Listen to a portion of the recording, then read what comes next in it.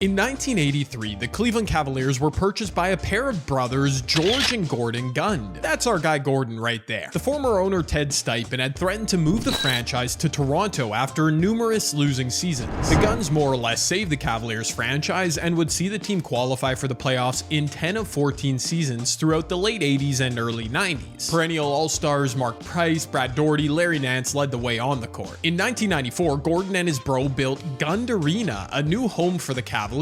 Back when owners were badass and slapped their own name on a building, not a corporate sponsor. Rocket Mortgage Fieldhouse, really? Unfortunately, the Cavs hit a rough patch in the late 90s, beginning a stretch of 7 straight non-playoff seasons. But y'all know what comes with losing in the NBA, right? The chance to draft a generational talent high in the draft, which the Cavs were able to do when they selected DeJuan Wagner in the 2002... Wait, I got the year wrong.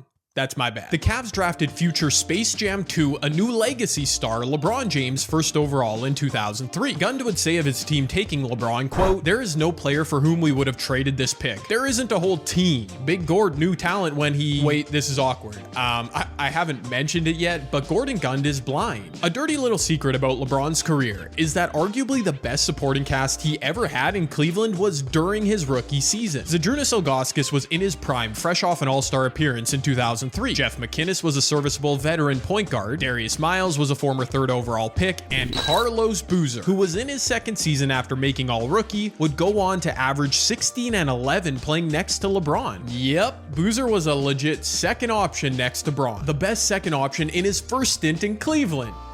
At least he should have been. Now, I'm guessing some of you never even knew Carlos Boozer played alongside LeBron, let alone produced at a near all-star level. And that's because after his sophomore season, Boozer would leave the Cavaliers and sign a massive 6-year, $68 million deal with the Utah Jazz. This wasn't a nice, easy, seamless negotiation, however. After the 03-04 season, Cleveland had a team option on Boozer's contract. Without breaking a sweat, Gund and then GM Jim Paxson could have locked the future all-star into at least one more season with the team. However, Boozer had firmly established his desire to stay, telling the Associated Press at the time, quote, "I want to be in Cleveland. I like it here. Good things are happening. My wife and I are very, very happy here." Well, sounds great. Like every other player in NBA history, though, Carlos Boozer desired long-term comfort, having stated earlier in the season a desire for financial stability and to stay in Cleveland. Man, he really said that a lot. That snippet, by the way, came directly from a letter to fans Gund wrote about the situation. Believing they had a, quote, "unique relationship with Boozer and his wife," Gund and Paxson made the decision to operate in good faith with the player. In this case, that meant declining their team option, allowing Boozer to be a restricted free agent, technically eligible for an offer sheet from another team, with the understanding he'd immediately sign a long-term deal to stay in Cleveland. This story is wild and does come down to a lot of he said, but according to Gund, he and Paxson told Boozer in a face-to-face meeting that when he would become an RFA, at least 7 teams would pursue him with the ability to pay him more money. They even posed the scenario as a rhetorical question, to which Boozer apparently answered and once again assured them he'd stay. Gund stated that Boozer, his wife, his agent, they all knew the situation and were all on board. Boozer reportedly told Paxson, quote, "I want to get this deal done as quickly as we can." Whatever was said or insinuated by Boozer, well, in the words of Soulja Boy,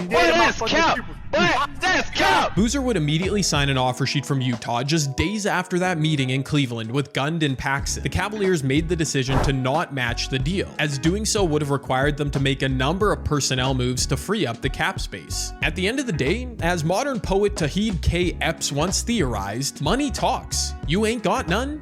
End of discussion. NBA rules dictated the Cavs could offer Boozer up to $42 million, whereas a team like the Jazz could and did offer $68 million. I mean, it's not really a mystery why Carlos did what he did, but to sit face to face with a blind man, to offer him reassurance and confirmation that you would sign a contract in good faith, only to take advantage and secure a bigger bag elsewhere? I mean, that's on some Michael Corleone timing, bro. Insane behavior. Oh, and something I've yet to mention, in a twist of sick, impossible to believe fate, Carlos Boozer's agent at the time was none other than Rob Pelinka, who along with Boozer immediately ghosted the Cavs after deciding to sign in Utah.